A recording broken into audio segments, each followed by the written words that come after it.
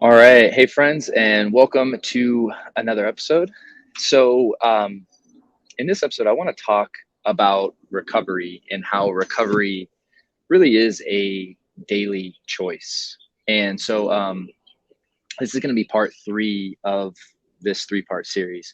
So, if you haven't, uh, listened or watched the first two parts, you should probably go back and do that just because this kind of builds upon everything that we've talked about in the last two episodes. So, in the first episode, I'll just kind of do a quick recap. In the first episode, by the way, for those of you that don't know me, my name is Matt Cotty, and again, I'm the founder of Restored Minds and the creator of the AAA Response. And so, in the first episode, I talked about the idea of recovery when it comes and parallel it to the idea of physical health recovery and mental health recovery, right? Because I think, again, like I talked in the episode, I think there's this huge disconnect that, like, if you are struggling with mental health, that somehow that means that this is a permanent thing and that you can't get better, and there's all these ideas about recovery of mental health that are just kind of thrown out there that we just blindly believe because someone else said it. Someone told me this was chronic, so it's just what it is. It's like, that's just what someone told you. It doesn't mean that you have to adopt that as your own belief and allow that to guide your life. Um, so that was kind of the first step. And then second step, we talked about how recovery is a practice, not a destination one reaches. And that idea is so paramount because so many people, we start this journey, especially with OCD, anxiety, depression, right? Stress related disorders, panic attacks, whatever you might be struggling with. This idea, I'm going to reach recovery and then I'm going to start living the kind of life that I want to live. And we make this, and then we define recovery as usually the absence of any uncomfortable symptoms that I don't like. The problem with that, of course, is that we are always analyzing our symptoms, which is paradoxically causing us to react to symptoms and ultimately engage in compulsions that make us worse over time. So it's a paradox, right? It's a trap. And then, so as we talked about recovery being a practice, right? Something that you can engage in today. And what I mean, and we talked about, like, in the three main pillars of that, right? Consciousness, understanding that you're not your thoughts and feelings, understanding yourself as the observer, right?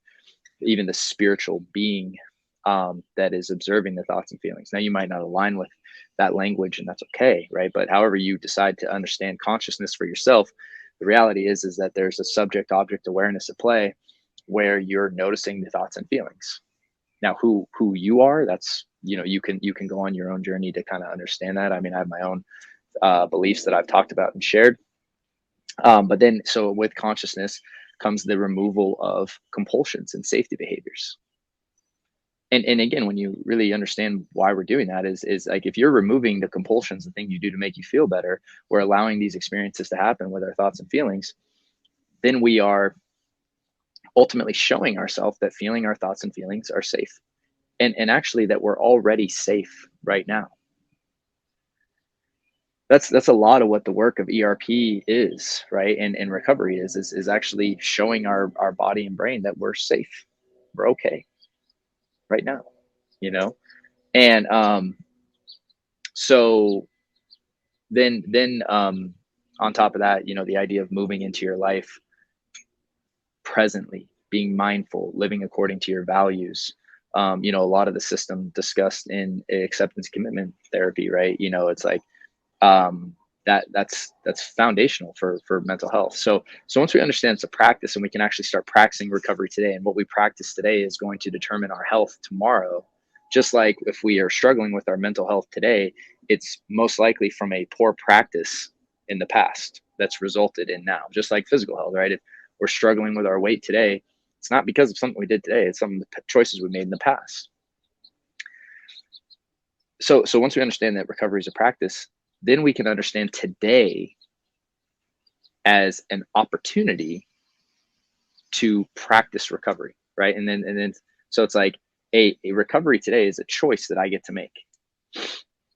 Recovery today is a choice of saying, hey, look, like, I'm feeling anxious right now, but I'm still going to live according to my values. Hey, having a bunch of, racing thoughts right now, I'm not going to engage in my rumination, right? I'm going to choose recovery today. It doesn't mean that I'm going to choose how I feel today and I'm only going to feel positive today and I'm going to magically just only be in this blissful state. No. What it means is I'm going to choose to practice recovery today, and understanding that as I practice recovery over time, it will eventually produce healthy, good mental health results. Just the same way with physical health, right? If I practice good physical health today, over time, that's going to produce good physical health results and a good physical health experience. If we're looking to improve our mental health, we have to start today with adopting a practice that's going to improve it over time. And the more we practice that, the better we get at it, the better the results we get. And when you understand that recovery is a daily choice, and so when I say choice, I mean, it's really important that we understand this, because when you get triggered, and you will get triggered in life, things are going to happen that are going to make you uncomfortable. Someone's going to say something that's going to piss you off, or it's going to make you uncomfortable. You're going to get anxious, right? You're going to have, random thoughts that pop in your mind. These things are going to happen in life. The question is, what do you do when that happens? Do you revert back to your compulsions? Do you go back to the safety behaviors? Do you ruminate about it? Do you spend, when you're driving, are you completely unpresent? When you're getting ready in the morning, are you sitting there on your phone, texting while you should be talking to your spouse or children? Are you completely all over the place in your mind? Are you are you showing up to your work meeting and, completely in your mind about something else, and then trying to write something and listening to music and a podcast? And, it's like, what are you practicing? What are you practicing? And the more we practice stuff today, right? That is what is going to produce results tomorrow and the next day and the next day and the next day. So when we understand recovery is a daily choice, I'm not saying that it's your choice to feel good or not today. What I'm saying, it's your choice to engage in things that are going to be healthy for you today and in the long term or not. And when you have a trigger, understand that that's a choice. It's an opportunity even for you to practice good mental health. And when you start to begin to see it like that, we begin to reevaluate how we see this as a whole, right? With anxiety, with OCD, with panic attacks, feeling depressed, right? We begin to look at it differently, because so much of what we do is we focus on the symptom that we don't like and we try to get rid of that. And it's such a bigger picture than that. And if we can't, step back from that and start to say, hey, let's look at the bigger picture, as opposed to just trying to get rid of the symptom. What's the cause of this symptom here? How present am I in my life? How conscious am I in my day-to-day life? How many behaviors do I engage in? These are the questions that we want to start looking at. And when we start to understand recovery as a daily choice, what we want to understand is that today you have a choice on how you're going to engage with your thoughts and feelings. Today you have a choice whether or not you're going to engage in the compulsive behaviors, or you're going to forgo them and actually sit with those feelings that you don't like. Today, are you going to practice things like meditation, right? Are you going to practice being present? Are you going to practice living according to your values? And by doing that consistently, that will produce very different results over time than the behaviors that you've been engaging in that ultimately led you to where you are right now, especially if you're not, happy with how your mental health is going right now. So I hope that makes sense. And again, this idea of recovery is, again, it's really trying to flip the script about how you're operating with recovery, because that's going to drive your behaviors, which is ultimately going to drive your results. And that's why at Restored Minds, we're such big proponents of teaching solution-focused processes like the AAA response and what to do, and what to practice daily, and trusting that those will produce results over time. And And even then, I want to be, I want to have that caveat there that we're not doing this to get results. We're doing this to practice good mental health, and just the natural results of that kind of show up over time. Um, so I hope that helps, and I hope that makes sense, because this will change the game if you start operating from this, because you can realize that you can start living your life how you want to live it today. You don't have to wait until symptoms are gone, and you shouldn't wait. I should say that. Doesn't mean that if you've been living in a house for the last month or something because of agoraphobia, that you need to immediately go and just run off and do all these things. I'm not saying that. There's a proper way to reintegrate and build up your mental health. In the same way, if you're struggling with physical injury, there's a time, there's a rehabilitation time, and we need to give ourselves that time.